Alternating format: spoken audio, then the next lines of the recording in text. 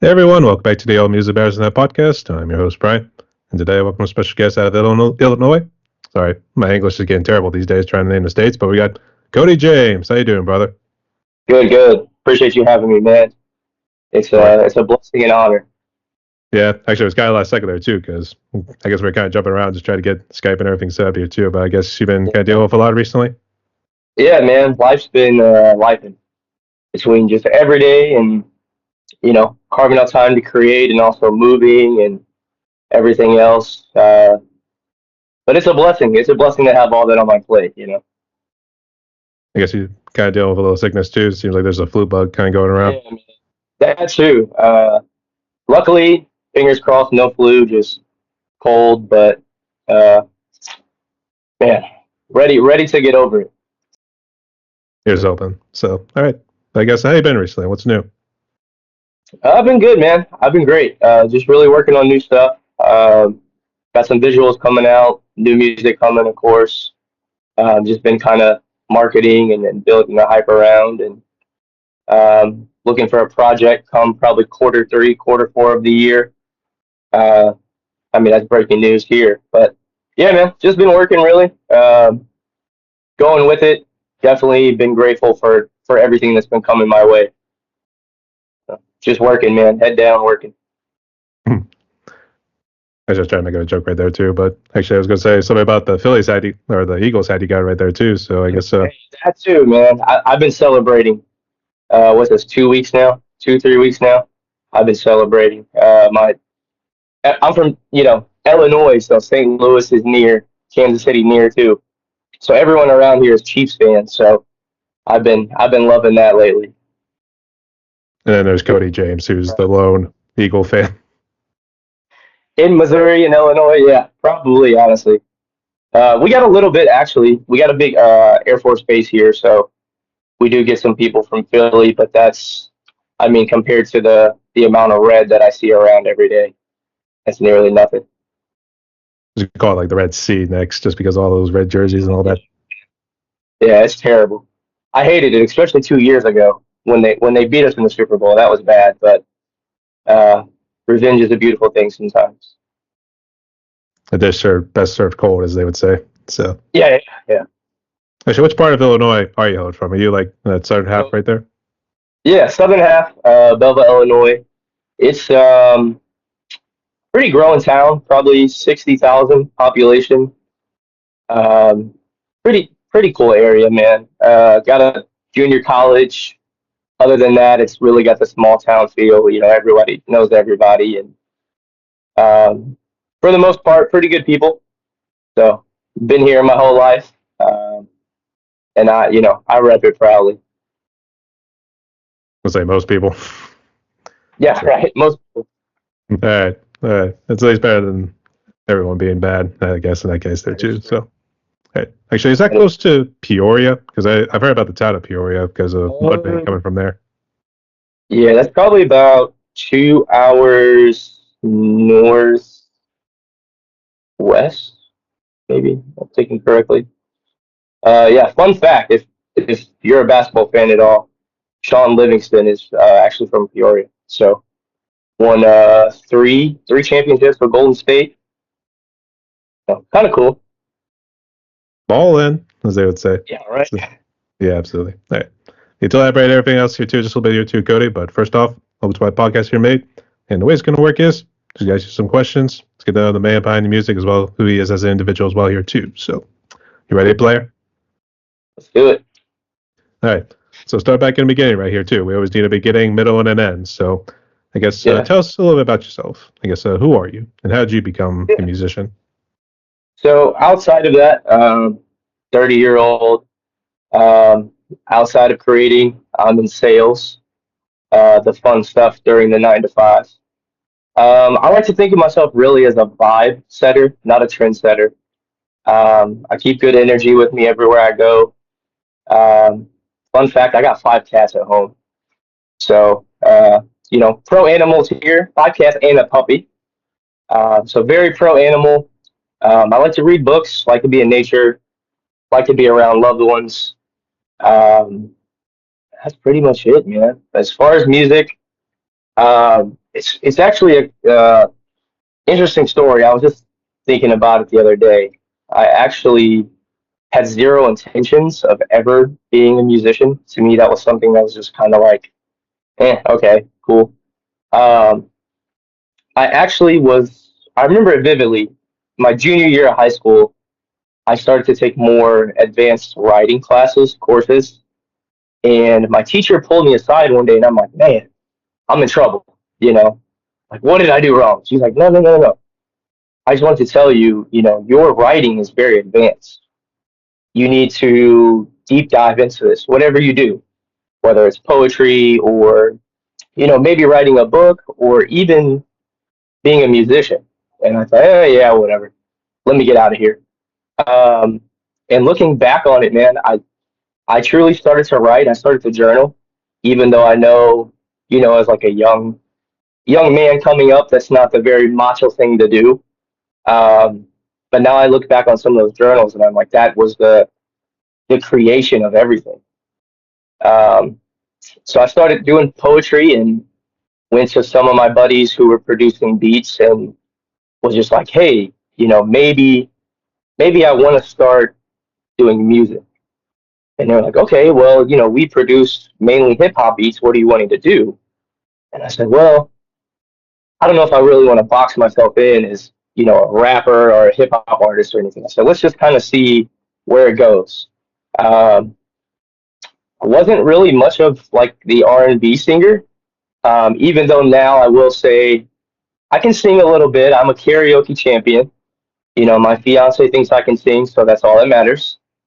And after that, man, I just really started recording. Some of those days, looking back, recording while I was still living with my parents in my closet has it taught me a lot. And I look back and I'm like, wow, just the difference and the experience that I've gained from it.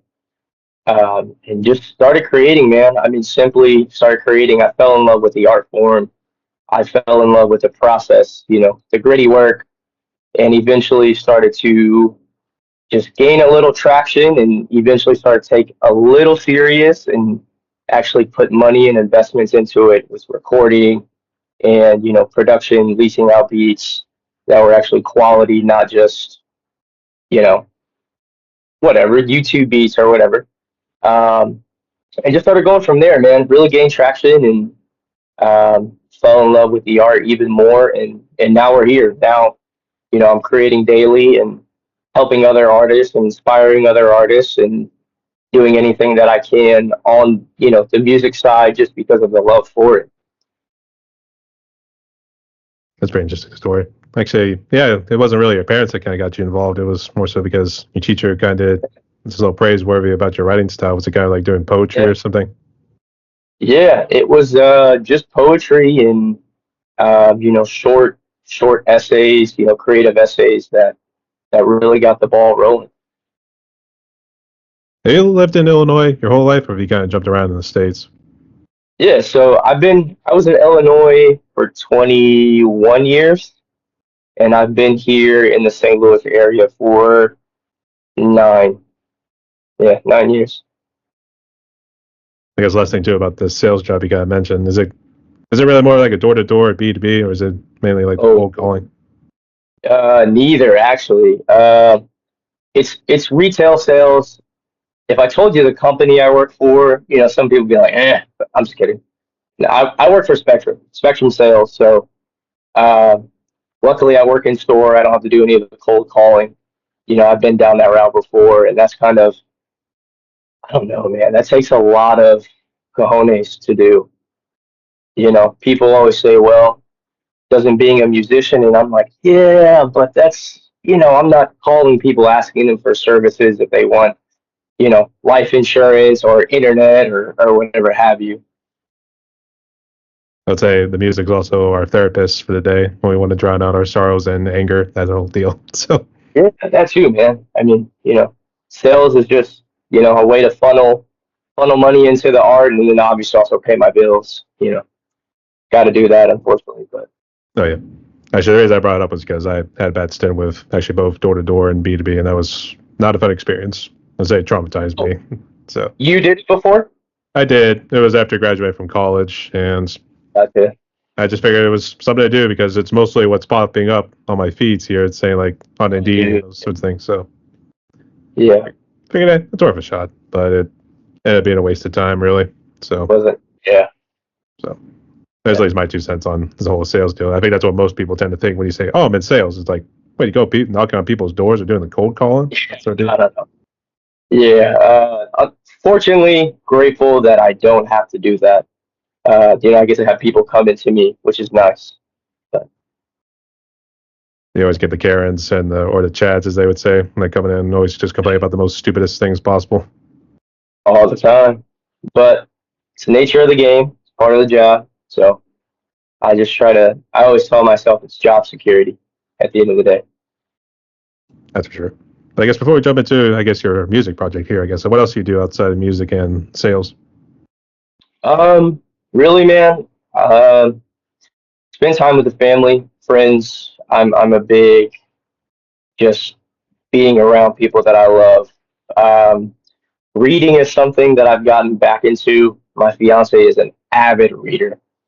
Um, so she's kind of inspired me to read a little bit.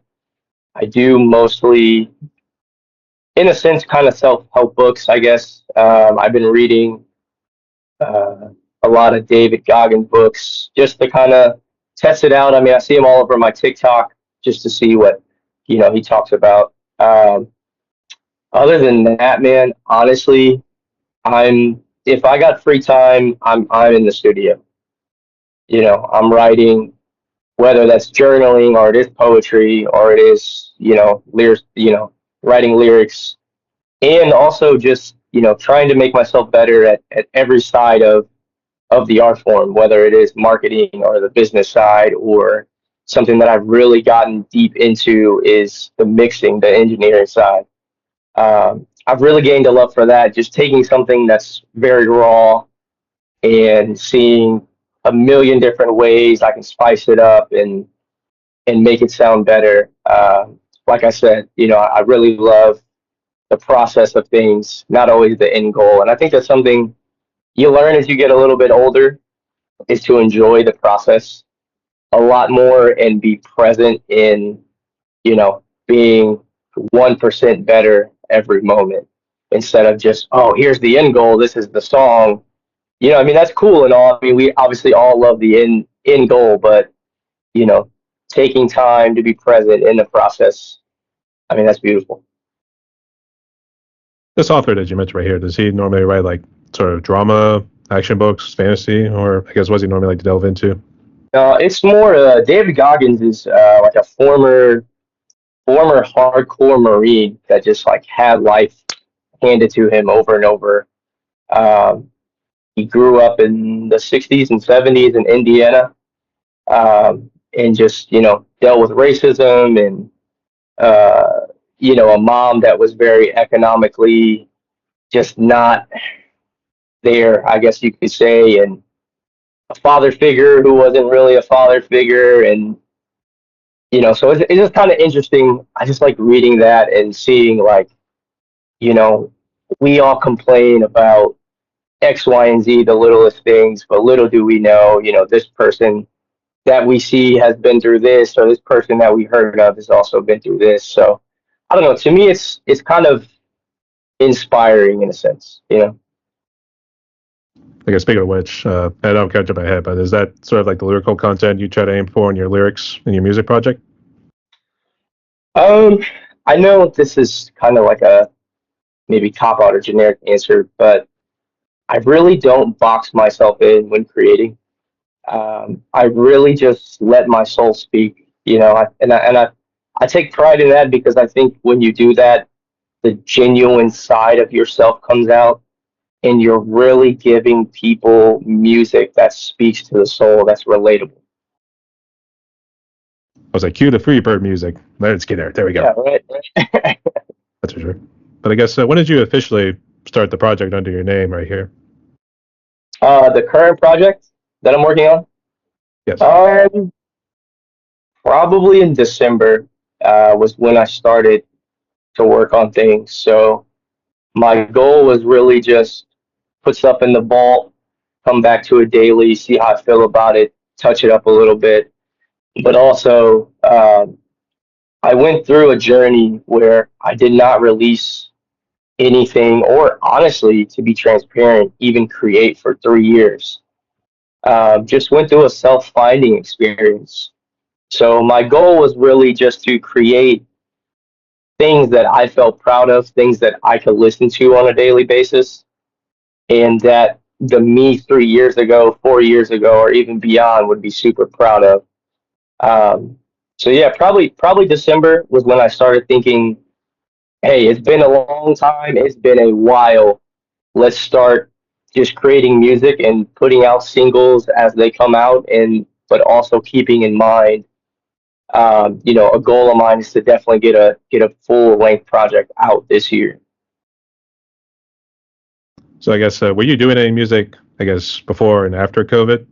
I guess before because it sounded like you just signed this project like Yeah, last year. So yeah, I was definitely working on music pre-COVID, after COVID for a little bit, and then, like I said, I just went on a real self-finding journey experience.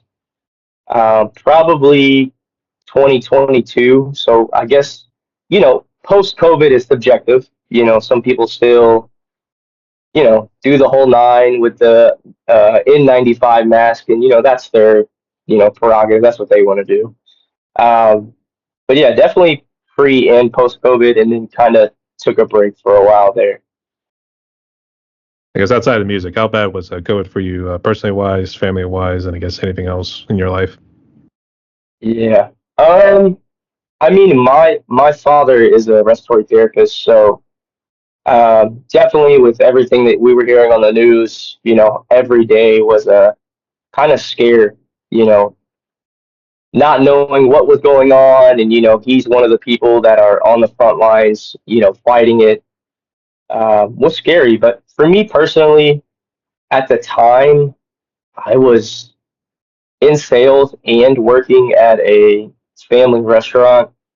So, obviously, there were protocols put in place that affected things, which is actually how I got into sales, was from, not being able to wait tables and bartend and everything. And obviously during COVID, couldn't really perform either. So had to find a way to bring money to the table, man. And that's where sales came in. So divine timing, I guess, in a sense. I guess in a way, divine intervention, if we wanted to say something along those lines. Yeah, No. divine intervention for sure. I guess before, I did have a question about the whole restaurant deal, but I guess, did you get real sick with COVID? Were you and your family okay? I got COVID twice, actually. Uh, I would not wish that upon anybody, dude. That was terrible. Luckily, knock on wood, we were blessed. None of the family had it, at least that I can remember. So probably not bad enough to remember, but I definitely remember being bedridden for about 2 weeks. I see. But good to see you pull through there, mate. So good to have you along here for the ride. Yeah. Thank you, thank you. This restaurant, though, was it a chain restaurant or was it more like family owned? Oh man, family owned. Pretty cool spot, little Mexican place. If you're from, where I'm from, like Belleville, you know it. It's called Mariachi's. It's a real staple piece of Belleville and the surrounding towns around. Super good food. Here comes the salesperson in me, right? But no, man, good, very good vibes, good atmosphere, super super good food, great people that run it, great people that work there. That's good to hear. Actually, I was seeing your cat right there. Just being Yeah, a little yeah, mascot there. Hey, actually, the reason I brought it up, too, I work in a family owned restaurant as well. And it's yeah. from the Pittsburgh region. So Okay. ours is just a standard bar and grill. So it's typically every unhealthy food you can think of there, too. But I mean, hey, Oh, yeah. they come in, they start filling. So Oh yeah. I guess we kind of a jack of all trades, or you just do like dishwashing and some waiting and bus boy. Honestly, I was there long enough. I kind of did everything, just whatever they needed. No shame in my game, dude. If I had to wash dishes for extra hours or uh, whatever they needed, honestly, I was doing it. So did a little bit of cooking. Um, dishwashing, bussing tables, waiting, bartending, um, anything that you can imagine that would go on in a restaurant business. I pretty much did. So yeah, I was kind of the same way. I started off doing dishes at first, and yeah, this was actually right during COVID as well. And he just brought in because he kept always having high turnover with like some people just coming and leaving, but he was mostly hiring like high school kids. So like, hey, it yeah, was good to earn a few extra bucks and help pay for gas and all that stuff. So yeah. that was one way of looking at it too. Is this place still open or they've closed down? Yes. No, luckily they are still open. Um, I keep telling myself I need to go back. Actually, miss the food. That's the other good thing that I really loved about working at the restaurant was free food or heavily discounted food. Um, Nothing is better than free food. I always say. I think family owned it would be free because you can then just pop it on if you're like having a slow night, for Yeah. instance. Whereas at the chain, it's like discounted. So Yeah. Yeah. yeah. That's a beautiful thing. I would recommend doing it Fridays and Saturday nights because then I think you'd be able to like sleep it off and then be able to just like make a few extra bucks like here and there too. Yeah. So plus it's the busiest nights I imagine. So I More imagine money. that's how it goes. Yeah.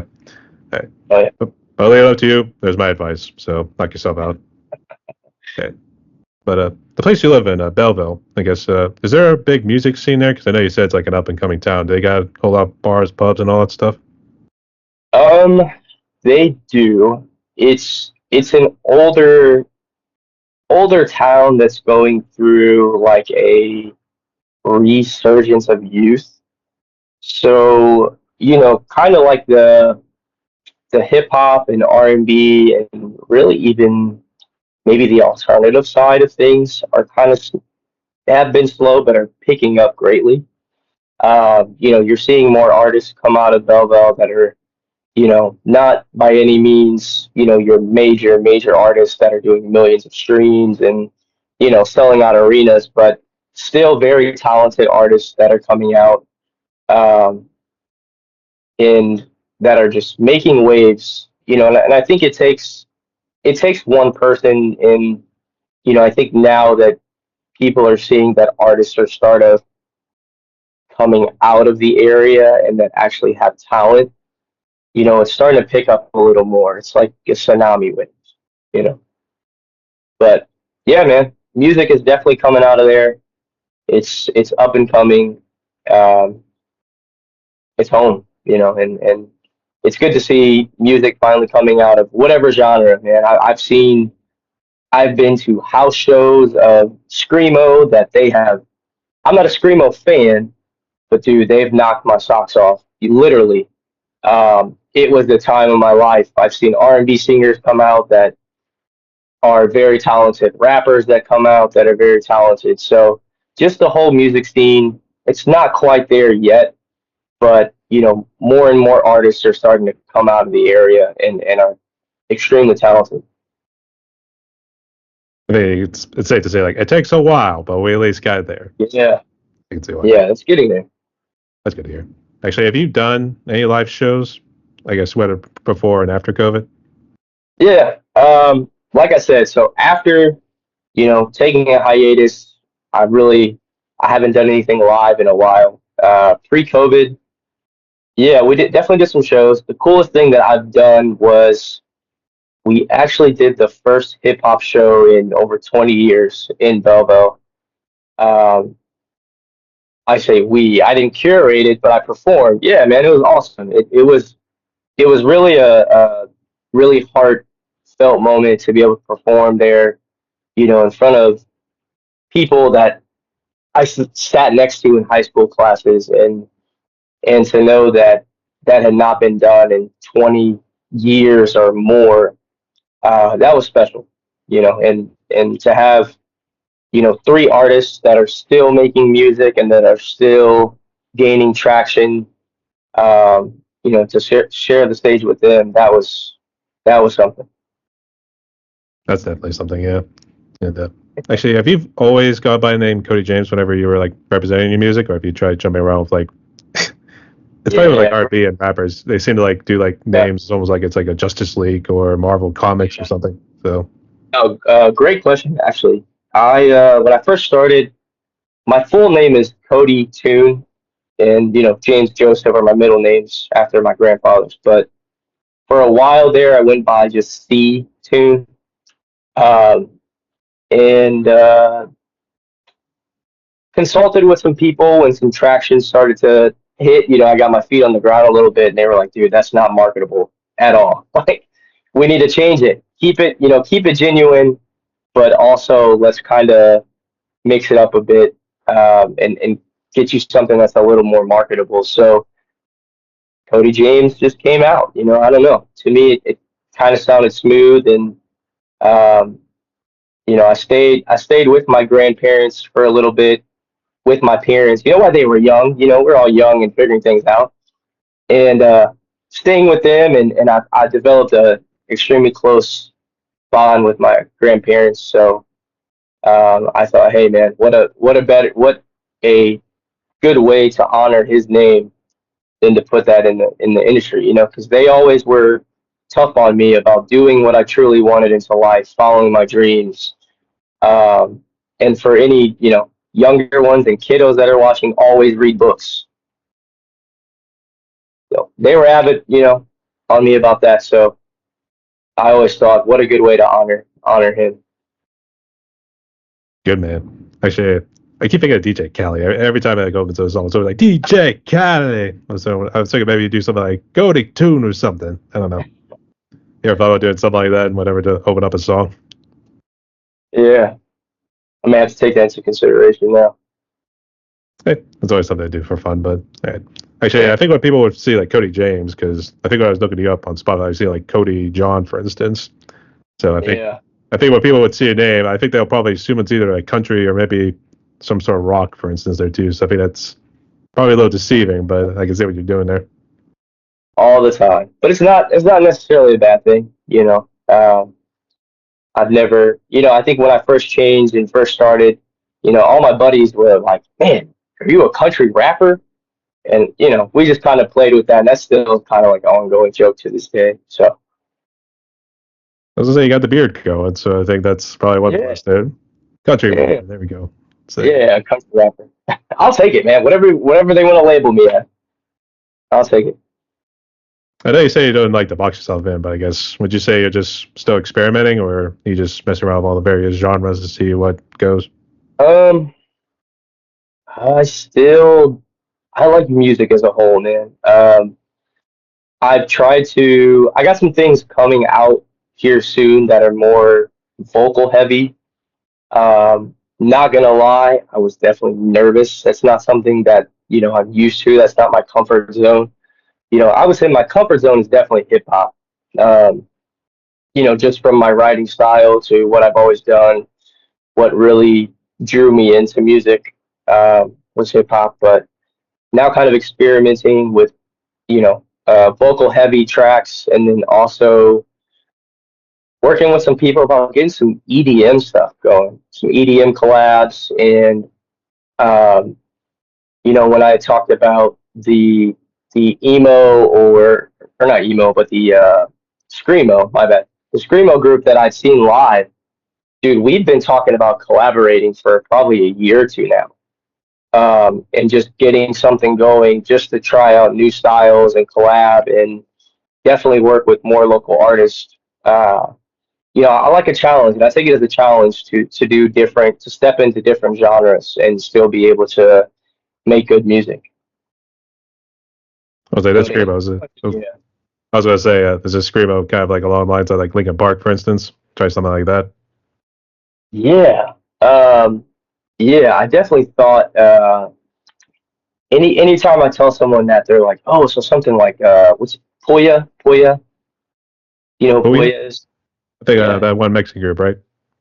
No, I think Poya is like he's almost along the same lines of like Suicide Boys, but he does some like screamo rap, I guess you could say it is. I'm more familiar with how the Linkin Park does that. I don't know if that they were the star one, and then Poya came like later or something. But there Yeah, actually is definitely. there was a metal group that was called Puya. So that's what I thought you're thinking of Puya or something. I'll have to check that out later. cool. Yeah. But hey, it'll be interesting to see. But I guess while we're on that topic here too, I guess what's your plans for 2025? Got any shows lined up, or are you just gonna release some material and see where it goes? So yeah, like I said, I haven't really released anything in 3 years. So the beauty of it is I get to just build it brick by brick by brick again. Um, Definitely one, honestly, I need to get in live show shape again. I ran up some stairs earlier and realized there's no way I could rock a stage for 30 minutes to an hour right now. I've been a little too much into free weights and not cardio, so definitely need to work on that. But yeah, man, definitely. Plan to hit some open mics here in St. Louis soon and to start getting that momentum building again. And of course, you take a hiatus for 3 years, man. People in this industry, they forget, they may, come across you on a shuffle or something, but they forget. So to answer your question, yeah, man, definitely some shows coming up along with the new music and some visuals and projects. So my mindset is just go mode this year, create, create, create. All right. Actually, I was curious because I found you because of your one song called I-95. So I guess was that released sometime last year? No, that was just released probably 3 weeks ago. I think officially released. Yeah, that one's quite interesting too.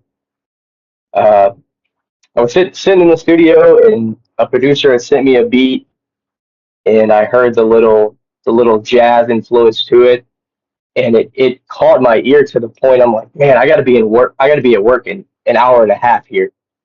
But the element, if you're an artist and you just feel that, you have to tap into that energy like right there, right now.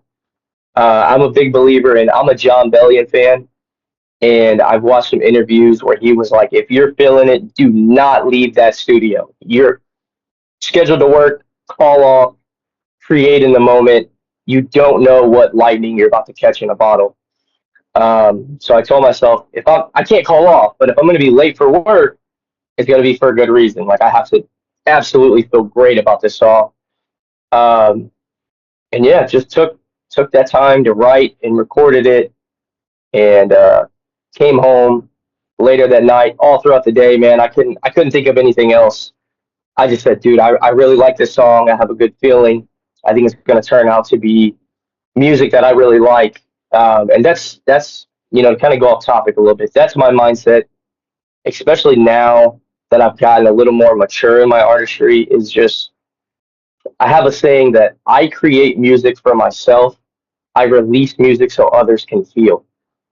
And I was thinking about that song all day and went home and mixed it a little bit and gave it a break and said, all right, what else can I do? And just every session that I took mixing it or adding different layers and ad libs, there was just this energy here that was just insanely just contagious. And I think once you have that energy, the music reflects. That's a track that I'm really, really proud of. And actually got a remix coming out very soon, here in the next couple of days, to it with another artist that's from Belleville. So stay tuned for that. But yeah, man, just I-95 is special to me. That's my baby. That's my little baby. That's one I listen to that myself probably 100 times a day, to be honest. But yeah, man, I love that one. I'm proud of that one. That was actually how I found out about you too. So that's all cool. Oh, that's cool. That is cool. Actually, I know I'll go back to the lyrics, but I guess so. What does that song normally like to delve into? Is it like working a 9 to 5, or is it something else? Yeah, like I said, when I write, man, I just let the soul pour out. So I think I heard the hook in my head, and I was like, there's so many directions that I can take this. You know, with the tell her hit the 9-5. I'm almost off by 9-5, and I was like, all right, it's got to take. I can take this more of like a you're chasing a woman or the romantic scene, or I can just let something come out. And that's just what came out. And what better way? I had to literally be at work and I was actually late that day. because I was recording. Uh, my boss probably shouldn't hear that, but whatever. It is what it is. But no, man. Yeah, I just kind of let the soul take over. Like speaking of which, in terms of like the creative process, whenever you are making songs, has there been instances where you've written the lyrics first and then threw in the music afterwards, or vice versa? Sometimes, yeah, absolutely. I have thousands of verses wrote or hooks wrote that will probably honestly forever sit in my phone. Um, but a lot of the times my process is check my email, let's see what we have. Oh wow, here's this instrumental, and then I'll write to that. Or if I'm feeling kind of stuck, I'll kind of step away from the instrumental and then write again, and then go back and refine it. It's more 95% of it is okay. I have this melody. This is the pocket that I need to be in. This is how I'm gonna write. Um, Sometimes just letting the soul pour out. Things are kind of freestyled, and I have my phone on record, and then go back and jot down the lyrics, and then kind of perfect what cadence I want, what pocket I want, and then go back and record. So I don't know, man. It just differs really. However, however the journey is aligning me to create is how I go. I wouldn't say like I'm a big things have to be done this way. I think sometimes that can take away from the specialty of the music. My big thing is just create. Yeah, they got pulled the stuff from like the books that you were talking about earlier there too, and then I Yeah. guess you ever pull anything from like anime or any television shows or anything? Um, I mean, maybe like some bars from it, like some wordplay from TV shows. Um, my goal this year outside of music is to get more into anime. I'm not really a huge anime guy, but some coworkers of mine that I used to work with kind of introduced me to some things, and I was like, this is actually pretty damn good. What are you big into anime? You big anime guy? I used to. It was actually a similar situation. It was actually a friend of mine who was real big into it. He was always Yeah. pirating. He was pirating shit like crazy, All to be right. honest with you. So he would get either the dubs or the subs, either or. But it seemed like the subs were probably the way to go since it was obviously a lot more cussing. And like you always get, I have to laugh Yeah. because I would say like some of the old ones with like Naruto, where like they're saying like blast, blast, blast, that whole deal. But it's meant to be like damn, shit, fuck, and all that sort of stuff there too. But it's funny when you get to like the dubs versus there too, because they're obviously just like quote unquote censoring those sorts of words, or even like Yeah. something that should be like more gruesome than what it probably is. So I used to watch it, and I used to actually read a good amount of mangas, and I had a little Okay. bit of, I had a scare the one time. It was almost a spyware sort of deal. So Oh, I backed out of that, and I've not come back, even though I've kind of like seen pictures of this and that. I want to get into Berserk. That's an intense one. Yeah, yeah. that one's pretty intense. So tread carefully. Very carefully. Yeah, I That's it. definitely need to check it out. I feel like the main ones that I've like even caught interest are like the generic ones on like Netflix. But then man, what is it called? The same coworker of mine was telling me about, is it Crunchyroll that has Crunchyroll, I like think, is one of them. Yeah, I think that's the U.S. brand one that would bring the animes over and then they'll voice it over. Yeah. gotcha. But yeah, definitely that's on my list this year. I gotta watch a few. Let's say you never got to the Super Saiyan from Dragon Ball. Whenever they have the hair go and they get all pissed and everything too. So Oh yeah. That was a staple of my childhood. The video games on the PS2. Yeah, it gotta was a say, good time. man, it was just strictly more of the anime. It wasn't so much the video games, but I got the most of the harder video games all late. So I was a late bloomer to say the least. So, That's all right. but I guess speaking of which, I guess what gear do you use to make the magic happen here too? Yes, perfect question. Honestly, starts with the laptop. I just have a little Lenovo laptop, nothing special. I am actually anti-Apple. I've had too many recording sessions that have crashed with Macs and too many things that have been on the final stages. I mean, even full projects that are on the final stages and they crashed, and I've had to redo all that work. Now, they may have came out better. That's subjective, whatever. But yeah, just a little Lenovo. I use the Focusrite Scarlett interface. This thing is a beauty to me. Audio Technica headphones. I love these things, especially when I mix. Yeah, there you go. Especially when I mix, they sound really good. As far as speakers, I think I just got like some. I don't even know what brand these are, to be honest. I mean, they were pretty.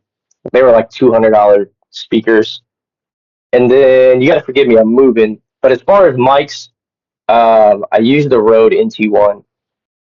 That to me, if you are on any type of budget, that is a steal of a mic. I have buddies that use $900, $1,000 mics, and this $200 mic sounds pretty damn close. So yeah, man, for artists that are starting out, those Rodes are pretty good. I was going to say this one's also Audio Technica, the AT2020. See, I've heard great things about that one too, and that's a pretty budget friendly mic. Um, that will probably be my next one. I've been watching a lot of YouTube videos just on equipment. And knock on wood, I'm praying this one, my Rode NT1 doesn't go out anytime soon. But yeah, definitely, if that one goes out, again, knock on wood, I'll probably get that one too.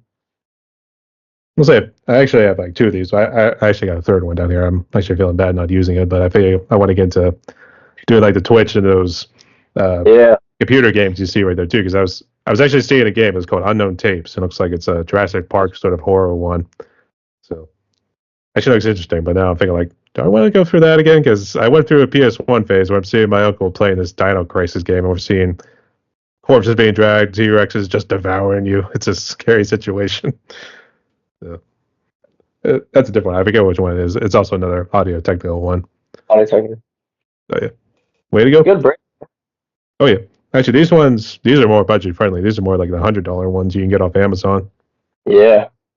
So, I'll leave it up to you. So, have you used like any AI or anything to make the music kind of come together, or is it just strictly what you bring on the laptop? Um, I downloaded was it Ozone 4, which is more of like a AI like a pro EQ tool. And I actually watched the video from Rick Rubin, who, God bless Rick Rubin, man. If you're an artist coming up that's going to engineer, Rick Rubin is the man to watch. But as crystal clear as something that is AI generated can make your vocals sound, they also take the life out of your vocals.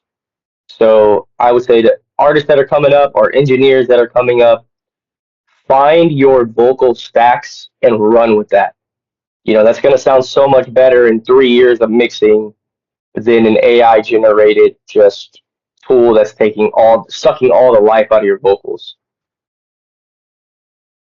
That sounds good. I guess while we're on it too, I guess not to kind of repeat, but I guess what do you make of the AI and like social media these days? Do you think it's becoming a little too intrusive, or do you think it has its uses here and there? It has its uses, definitely. I mean, there are some good tools that can be used for people who are trying to reach different things, with AI as far as like marketing goes. Um, but in a whole, man, AI is kind of scary. Like the things with Meta that I see daily are scary.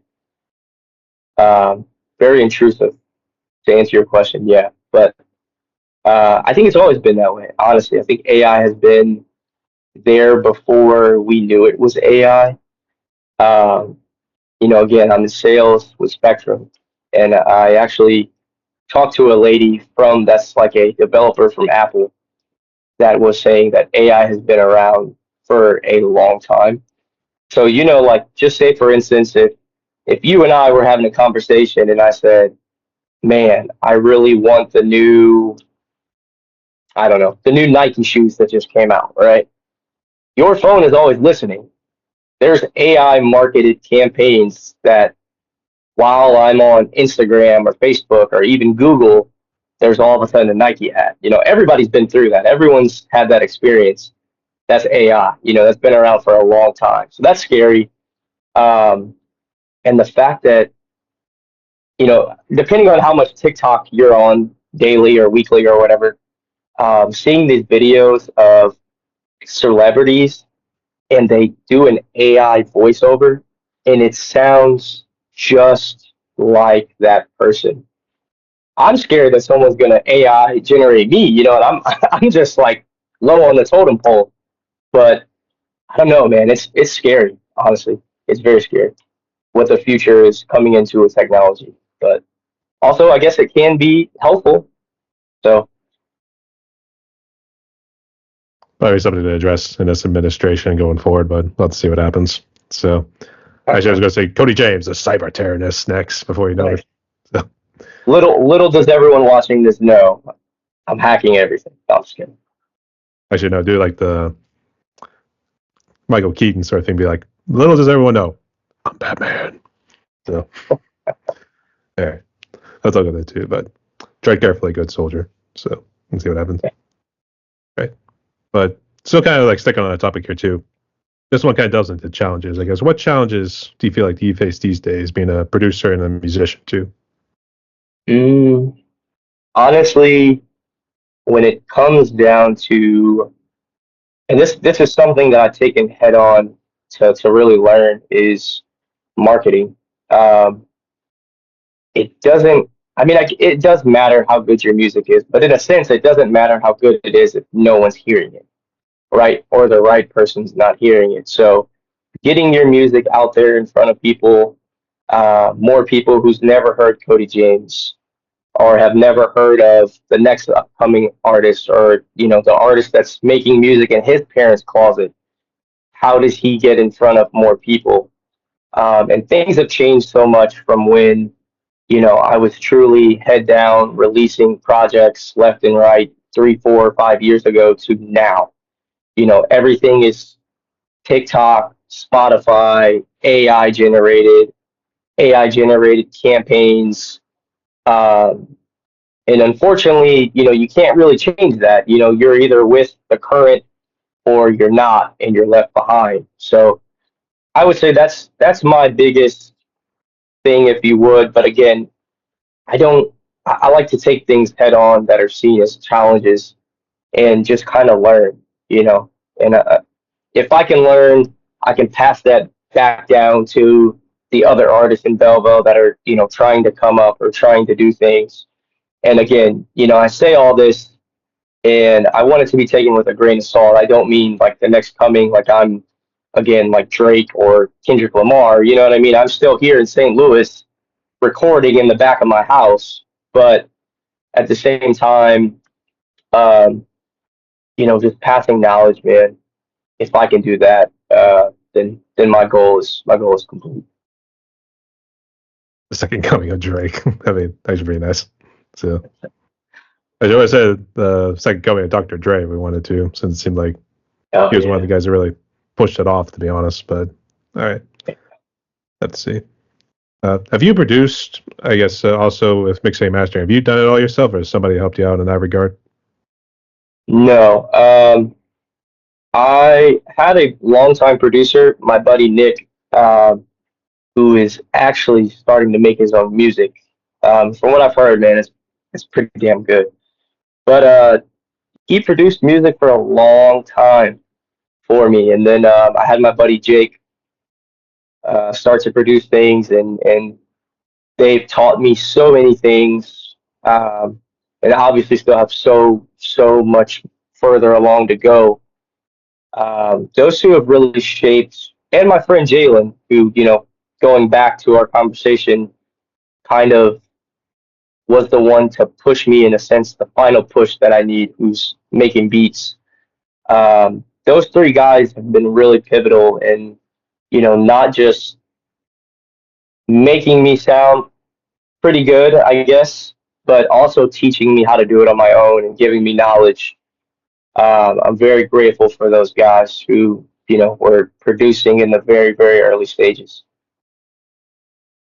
That's good to hear. Sorry, yeah, a little bit of a bad cough right now. Yeah, Yeah. I, I was holding it in. I think I might have made a funny face right there to try to hold it back in. So, hey, the good people you have around there too. And yeah. actually, I was thinking what you probably should do is actually, have you heard about the character named Lobo from the DC comics? No, I have not. Lobo? No. Yeah. I'd say check him out because he's a funny guy. That like the one voice actor, Brad Garrett, he actually voiced him in one of the Superman animated shows. Maybe a little bit cheesy because it wasn't like hardcore violence or anything like that. There too, it was always like Superman wins deal. But his voice is pretty funny there too because I know you were talking about Rick Rubin earlier, and he's like, we should call him the main man. That's what we got to do. That's like Lobo's catchphrase, like the main man always delivers. So, probably something to include, but I'll throw it out there for you. And I guess there's one more question before we jump into the fun ones. I guess what advice would you give to musicians in your neck of the woods and anyone on social media? Just create, man. Don't worry about any external noises. Believe in yourself. If you don't believe that you're already great, why do you not? Just create, man. Be genuine to yourself. Don't put on a facade for social media. Be genuine. Be who you are at the end of the day, and just make music. Just try to be better every day. Don't think you're better than X, Y, and Z artists. If you feel like you are above, where they are at currently in their artistry, help them out, because that's going to set generational waves.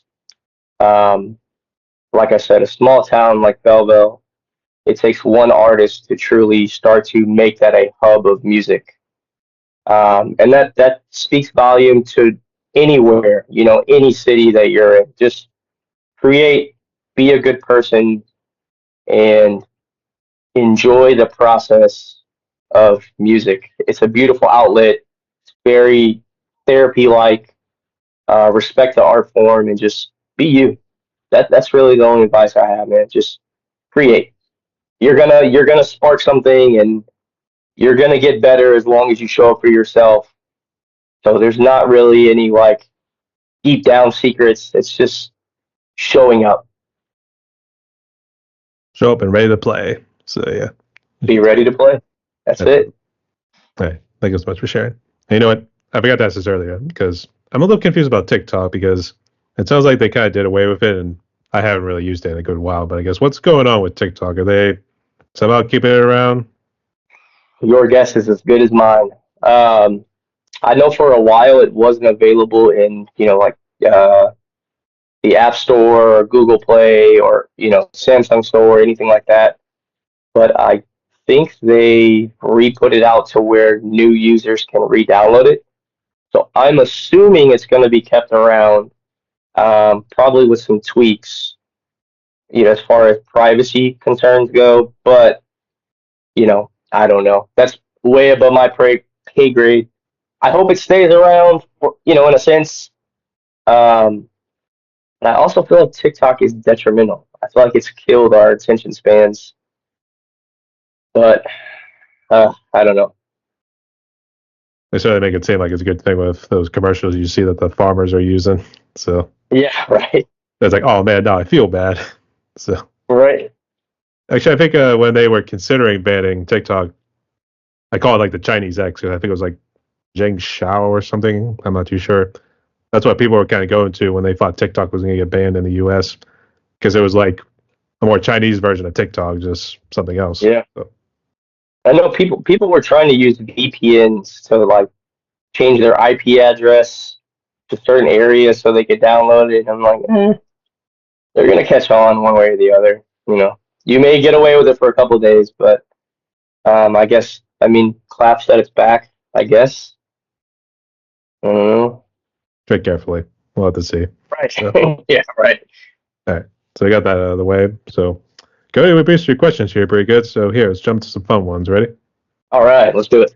All right. So I'm actually curious if there's a particular dish I haven't heard about yet. So I know you talked about Mexican earlier, so I'm guessing is Mexican your favorite food currently, or do you have a particular dish that would be your favorite? Absolutely.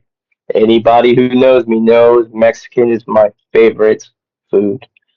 Um, when it comes to that, I'm not picky. I will try anything. Sometimes just don't tell me what it is before I eat it.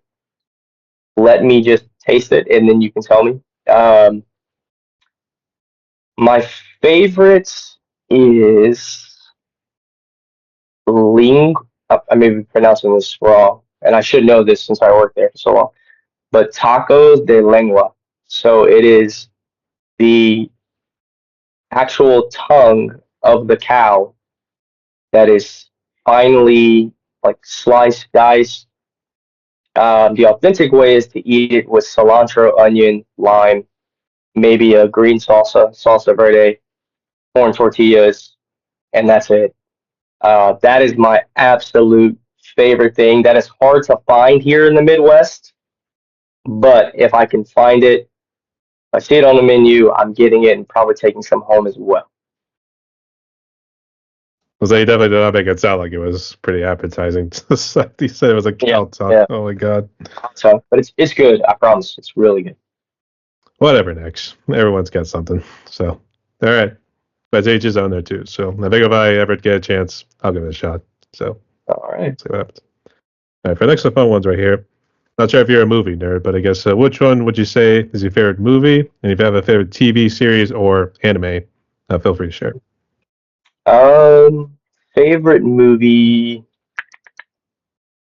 Man, that's going back. It probably has to be one of the classics, Disney classics. The Black Cauldron is my favorite movie ever. Nobody knows that movie. My fiance is 25 and had no clue what that movie is. I made her watch it. I think she liked it. She's in the other room. I'll have to ask her later if she liked it. We'll see how strong our relationship is. TV shows. How I Met Your Mother is my favorite. Other than the ending, if you've ever seen it, the ending is kind of but whatever. Um, as far as animes, I haven't. I don't think I've watched enough to truly give a valid answer. Um, I've watched was it Blue Exorcist. I like that one. That one was pretty good. And from the people I know that are actually anime fans, they say that's actually a pretty decent one. Like in the community, it's looked at as pretty good. It's not like you know, uh, like a Naruto or something that's more like, laughed at within the actual community, I guess you could say. That's what I've heard. I don't know. But yeah, those are all pretty quality. I do remember watching the first season of Blue Exorcist, and it was the sub version, and they changed it up a little bit. They kept most of it pretty close to the manga, and then at some point they kind of alternated a little bit, kind of throwing in like a little bit more action here. Because I think they brought in this like one priest Cabo. I don't know if I'm pronouncing it right, but it was like one guy who was trying to open up the gates of hell and like dropping this so-called atomic bomb into it, and it backfired immensely. So it was good. That part was good. I will admit it was good, but I stopped after that, which was kind of a shame.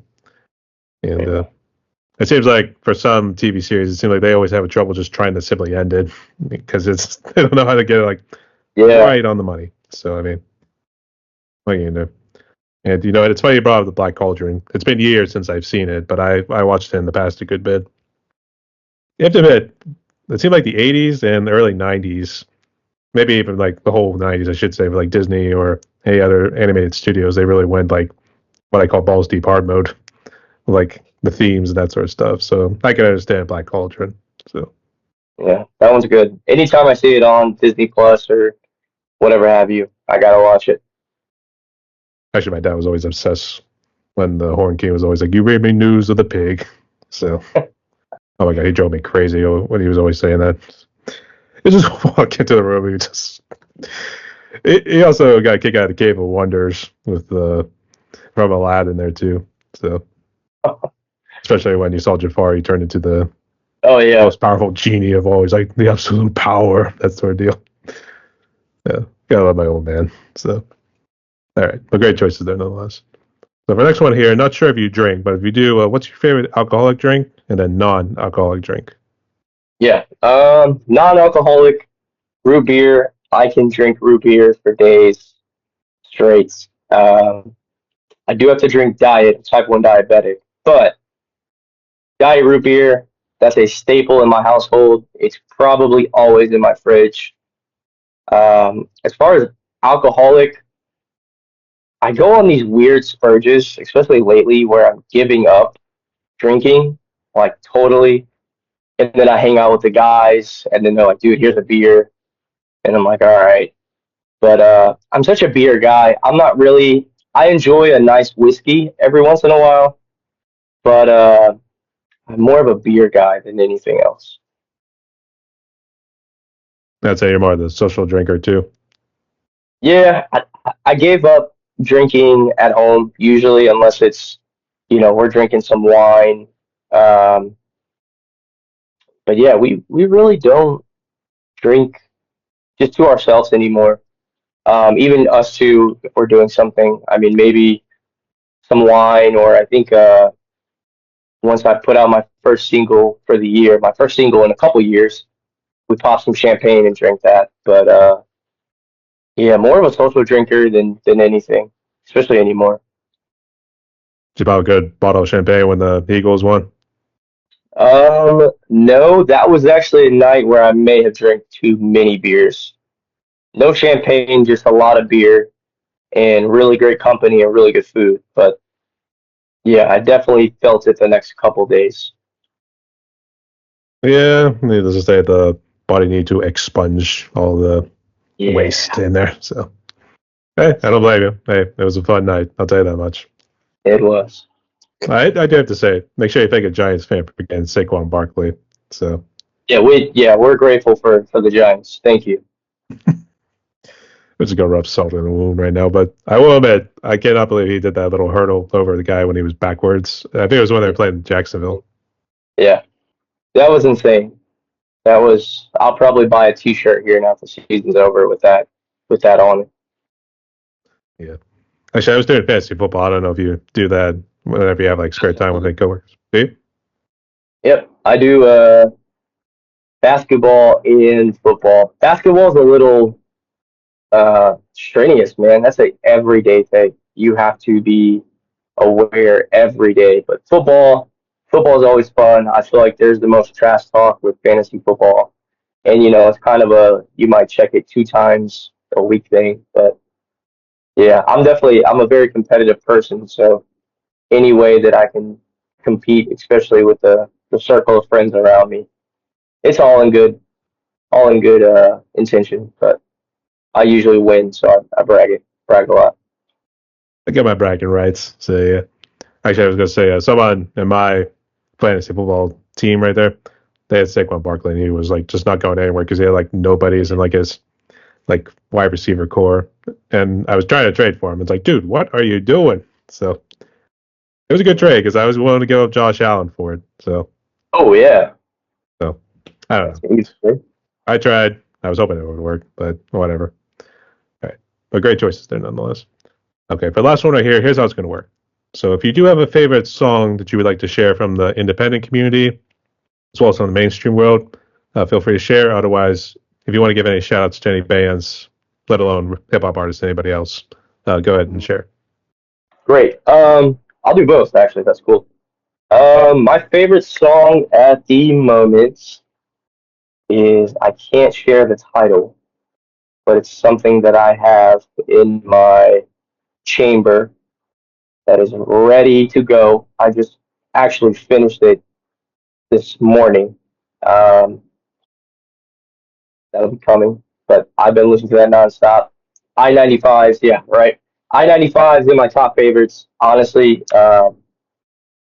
As far as mainstream songs right now, I feel like that changes on the day to day. Trying to think without going into my Spotify. Dancing in the Moonlight is my all-time favorite song. And I know that's such a weird response because everyone expects like a hip hop or R&B song, but Dancing in the Moonlight is my favorite song.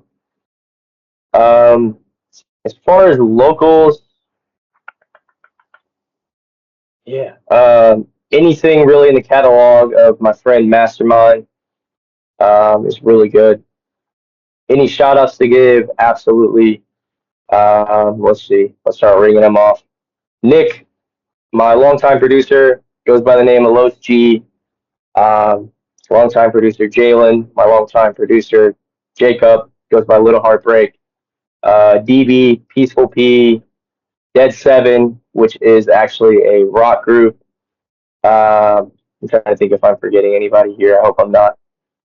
Cairo Kano, who's a tremendous kind of softer hip hop talent. Um, yeah, anybody that I'm forgetting, I'm going to apologize ahead of time, but there's a lot of talent in the Illinois St. Louis region that deserves a lot more recognition than what it gets. But in due time, yeah, man, those are the real ones that are at the top of my brain. But and For sure. shout out to myself, of course, for um, keeping me on this journey, and even though I'm only 30, keeping me young at heart and young in spirit, um, and for you know just giving me an outlet on my worst days to kind of get rid of that bad energy and you know excited to see where the future goes. That's for sure. Like I said, I remember there was a show I watched called Impractical Jokers. One of the punishments they It's a do if they, great show. yeah. Did you see that one where the guys get a tattoo? He's like, I'm 38, I live alone, and I have 3 cats. So it'll be like, I'm a musician, I live with my fiance, and I have 5 cats. That's Cody James. So, yeah, a great choices there nonetheless there too. And thanks for the shout outs. So, Absolutely. so Cody, we're down to one more question on my podcast right here. Before we jump into it, would you like to ask me anything or say any final words before we jump into it? Oh man, I appreciate you having me. This has been a fun conversation. Um, I definitely am excited to see where things go for you as well. Just based on this one, man, I'm a fan of you. So by any means, outside of here, let's stay in contact and definitely send me episodes, anything you release, or any anime that you find. Send that to me as well. It would be greatly appreciated. I do know a couple, so I'll send you some if you're messenger too. But you can find me on Facebook for any links to any new episodes I do on my Spotify and YouTube channel. So feel free to share those. I'll leave it up to your discretion. Oh, yeah. Absolutely, we'll subscribe and share. All right, sounds good. There's nothing else. Here's how the last question goes. So, given what COVID has done, as well as some of the other stuff dealing with like alcohol, depression, suicide, even really, I guess some of those negative impacts that kind of impact our society. Obviously, it seems you were blessed, didn't really have any issues. Maybe some little mental strains here and there too, but it seems like you came out bigger and stronger there too. But for those musicians and people who are perhaps dealing with any of those, I guess what's sort of message of hope would you give to those musicians and people so they can move forward with their lives? Don't be scared to talk to others. Um, there are people around you who genuinely care, that know what you're going through. Um, Even if it's just the day-to-day stress, talk to somebody. It feels so much better when you get it off your chest. If you don't feel comfortable, absolutely don't feel comfortable sharing with somebody, journal it down. Don't hold it in. Um, it makes it worse. We've all gone through mental stretches that have been tough. And the only thing that's truly guiding me through them are the people that genuinely care and love me, and or an art form that I found as an outlet. Um, so again, don't be scared to reach out to others. Um, I know it's such a generic thing that people don't care and et cetera, whatever the montage is nowadays, but I promise you someone will care. It's not you looking for attention. It's not you being a burden, a hassle.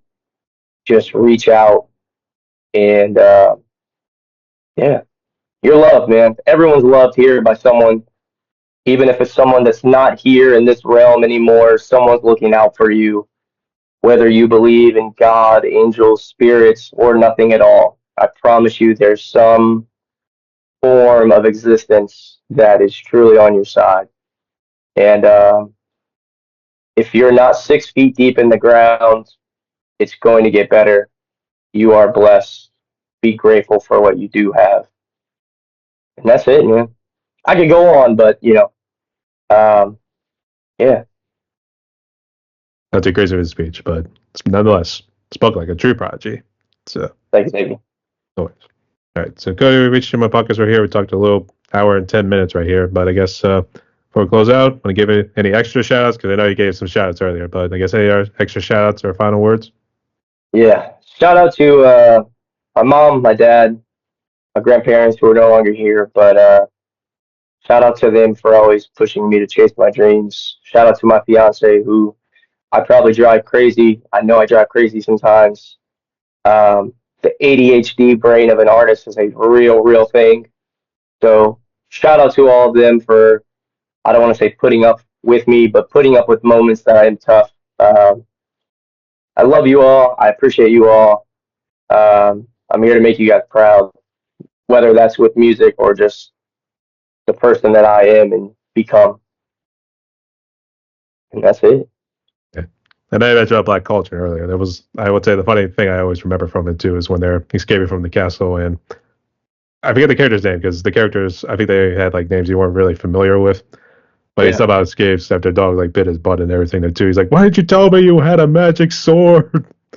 So I was probably a little spit with the adult version and be like, "Why did you tell me you had a motherfucking sword or something?" So yeah, I say that too. So there we go. I wanted to get that off my chest, especially since you brought up black culture and so it conjured so many memories. All right. And real quick, what social media and streaming platforms are you on so you can check out your music and interact? I am on everything that you could think of: Apple Music, Pandora, Spotify, SoundCloud. I'm trying to think what else people use now. Audio Mac, Facebook, Instagram is Cody James X111. The number of manifestation. You can do anything that you put your mind to, that you show up daily, that you want to do. You put it out there, follow it. It will happen. I'm not on Twitter or X, whatever they call it. I am on TikTok. I believe it's Cody James 618. Follow me on there. I am pretty responsive. Even if you want to reach out, if you need to share something on there that you're going through, feel free to reach out. I got you. All right, sounds good. Yeah, to close out like this. Everyone, my guest today was Cody James, from the lovely state of Illinois. So make sure you go hit up all social media, all streaming platforms, everything there too. He goes under his own name, Cody James. So make sure we go help our brother out right there and keep your eyes open for any new material. And I guess any shows to be determined. We'll see what happens. So nonetheless, Cody, God bless you, mate, and stay safe because you know it is a crazy world. Yes, sir. Okay. All right, man. Appreciate you. The opposed. Stay tuned, y'all.